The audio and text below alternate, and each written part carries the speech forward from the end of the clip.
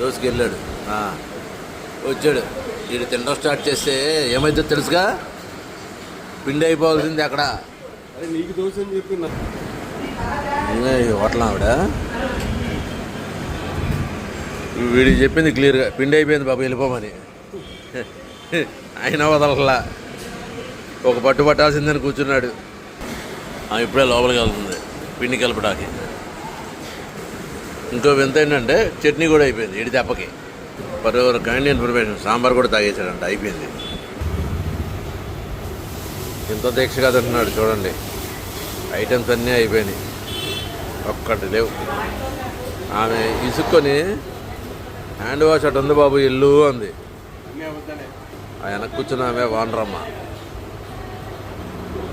వీడికి మనం పెట్టవసరం దిష్టి. ఎదురు కూర్చున్న సాహిబు గారు దాని నుంచి చూస్తూనే ఉన్నారు. ఏంటి ఇక లేచాడండి. అమ్మయ్యా కడుపు నిండింది. అమ్మో